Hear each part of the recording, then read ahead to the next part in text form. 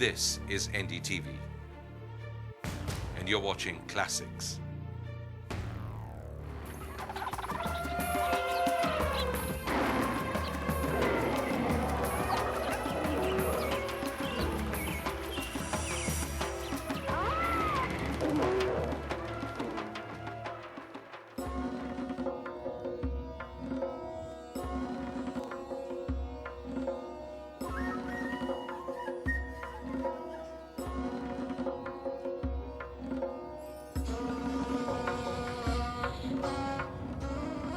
Nestled in the trans-Himalayan ranges of Ladakh in the state of Jammu and Kashmir between 4,000 and 5,000 meters is found one of the most unique ecosystems of the world, the high-altitude wetlands.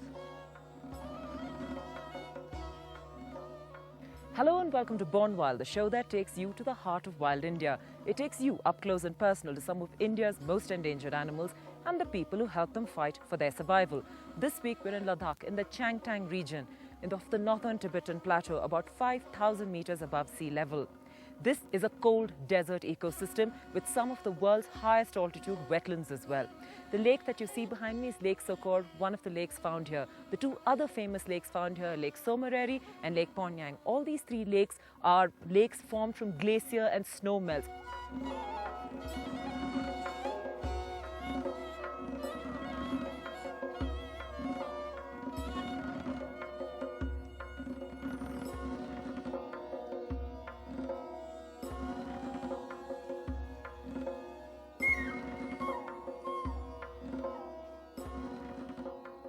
They're also saltwater lakes. They're some of Asia's largest saltwater lakes, in fact. This cold desert ecosystem, although it may look forbidding and it looks like a harsh terrain, is home to so many varieties of birds and animals. These high mountains around me, they're home to the snow leopard, the Himalayan thar, the ibex. These sands around me are home to lizards and insects and smaller birds. The pasture lands around the lake are home to the kiang, or the Tibetan wild ass, a highly endangered animal. And the lake itself is breeding ground for the black-necked crane and the bar-headed geese, again, highly endangered birds. We are here to look at this fragile ecosystem, to give you a glimpse into this ecosystem, and to also see, is this ecosystem, as anywhere else in India, is it also being disturbed?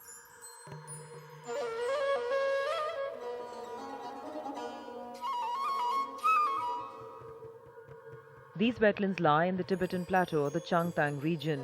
With total rainfall hardly exceeding 100 millimeters annually, this is a cold desert with a breathtaking view of the mountains that change their hue at different hours of the day, open valleys and sporadically dotted marshes and lakes.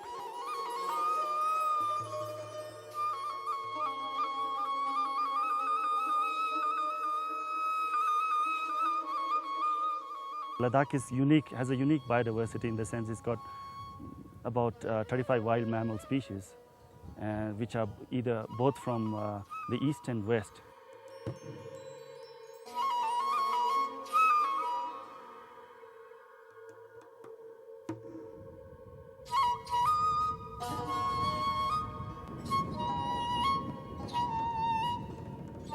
If you look at, for instance, the hare, you get the Tibetan woolly hare, and the along Tibet coming from the Tibetan plateau, and north from here towards Karakoram you get the Cape hare.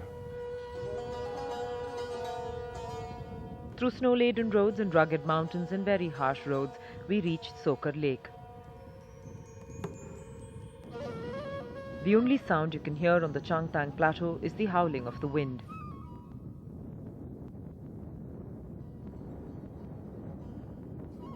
Nothing seems to grow on this barren landscape, but if you look closely, there are plenty of surprises.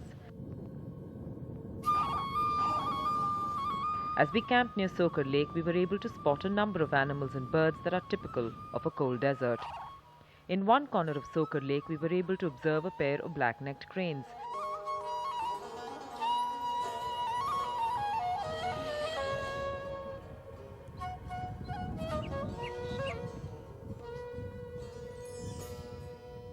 The black-necked crane is the last of the crane species to be discovered.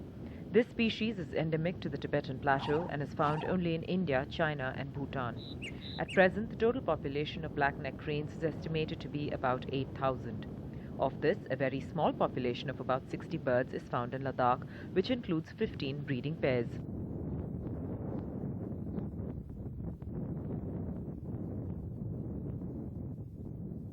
As the small population of cranes in Ladakh is totally dependent on the wetlands and surrounding pastures for their food, it is important that these wetlands and pastures be afforded protection. At present, all the wetlands in Ladakh where blackneck cranes breed and feed are under tremendous pressure due to various anthropogenic activities. Moreover, the recent opening of some of these wetlands for tourism has adversely affected it. These ecosystems are very fragile. As we camped in these highlands in our tents around Sokar Lake, we found there was no regulation of the numbers of tourists coming here or where the garbage was being dumped by the camping grounds. For such a fragile ecosystem, and especially the birds that come to breed here, the disturbance is indeed a cause for worry.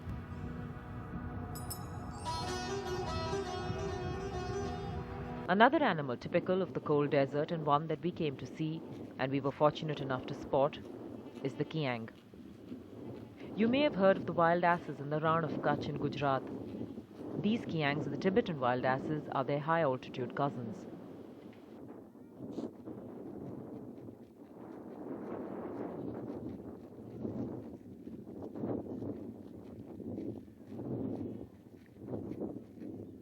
The kiang is scattered through the high mountainous plateau of Tibet. The Indian cold desert alone has more than 8% of its population. It is estimated that their numbers in sanctuaries range between 1,500 and 2,500. However, their numbers can be difficult to estimate exactly as it's a transboundary species.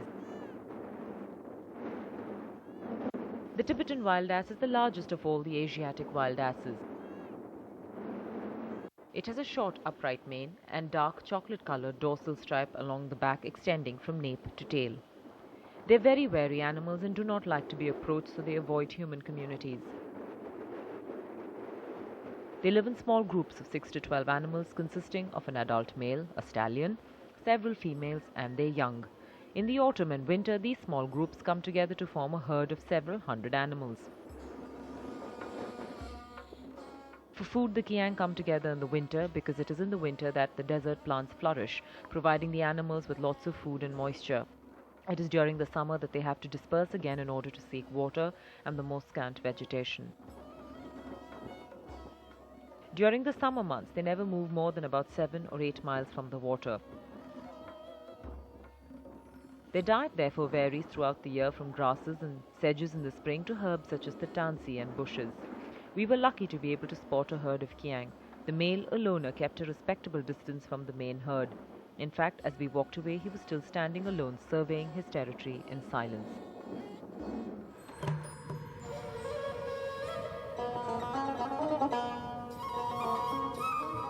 Not just wild animals, the area also holds substantial numbers of domestic animals. The Changtang area alone maintains an estimated 1,40,000 livestock population, 90% comprising of sheep and goat and the remaining 10% yak and ponies. These animals directly compete with the wild ungulates such as the Tibetan wild ass, the blue sheep, the Tibetan argali or the rare Tibetan gazelle.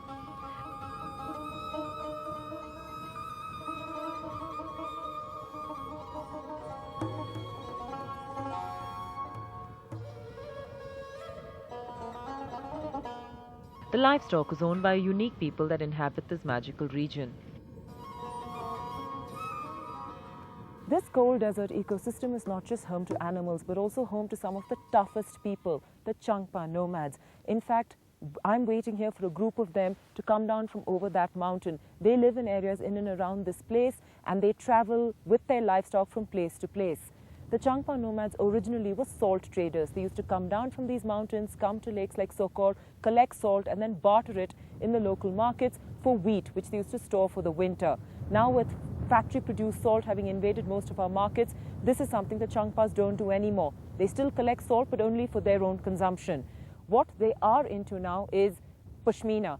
With pashmina having exploded in the markets, the Changpas now have goats, pashmina goats, which they bring down here to graze, and they have them in large numbers. Now this can create a potential conflict in an area like this, because the pasture lands that the goats graze on is the same pasture lands that the kiangs graze on.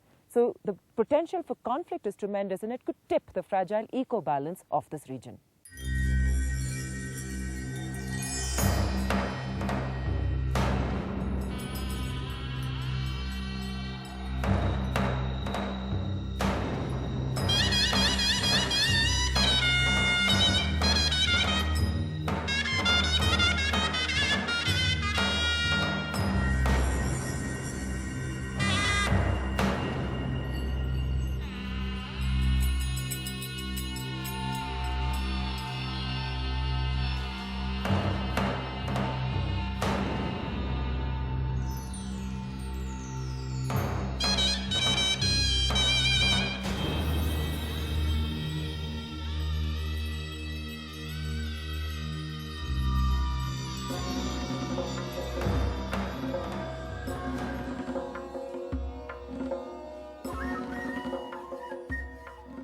पहले आप लोग क्या करते थे? आप लोग नमक का काम करते थे चांपा लोग? उसके नमक बारे का में- थोड़ा काम करते हैं। अच्छा। वो जो नमक जो सेल करते हैं इसका चेंज करते हैं, हाँ। गेहूं का चेंज करते हैं। अच्छा। हाँ, लद्दाख से गेहूं लेता है। These are the Changpas. The Changpas are members of a nomadic community belonging to the northern Tibetan plateau. Their name means northerners in Tibetan. The Changtang is the traditional home of the Changpa nomads, whose way of life provides the availability of the world's finest quality pashmina wool used by Kashmiri weavers for making the pashmina shawls. The arrival of the Changpas from the other side of the mountain is a spectacular sight.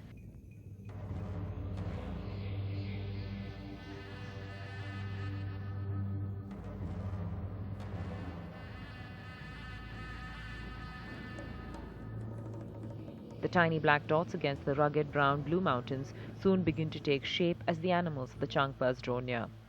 The Changpas keep a number of animals such as the Pashmina goat, the yak and sheep, and of course, shaggy sheepdogs help keep the sheep in check, and Changpas and ponies herd their stock down the mountains. The Changpas graze their flock on the same pasture lands that are used by the wild animals in this region, thus bringing them into direct conflict with each other.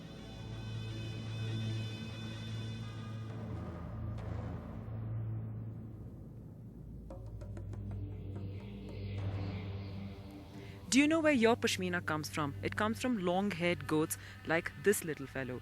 He's a baby yet, so therefore his hair is not yet long enough, although it's still really soft.